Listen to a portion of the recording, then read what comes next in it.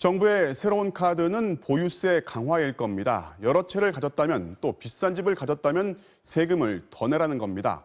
결국 정부가 종합부동산세를 강화하는 정책을 추진한다는 건데요. 과연 어떤 효과를 기대할 수 있을지 박종욱 기자가 전망해 보겠습니다.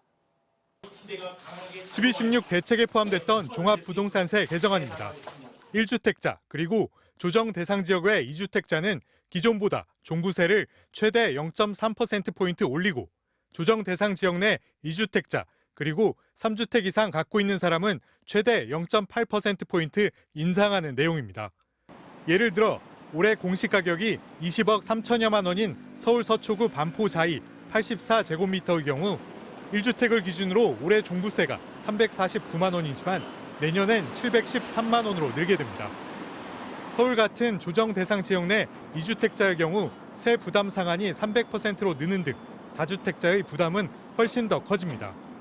종부세 인상은 고가주택이나 다주택자의 부담을 높여 투기를 억제할 고강도 대책으로 꼽히지만 지금처럼 집값이 급등하는 상황에선 기대만큼의 효과를 못 낼 거란 의견도 적지 않습니다. 주택 시장이 안정화될 때에는 보유세가 부담스러울 수 있지만 주택 가격이 오르는 시점에서 보유세 부담보다 주택 가격이 더 많이 오르기 때문에 큰 효과를 거두지 못할 수 있습니다. 재산세와 종부세를 포함한 우리나라 보유세의 실효세율은 OECD 평균의 절반 수준, 미국이나 캐나다, 일본에 비해 크게 낮습니다.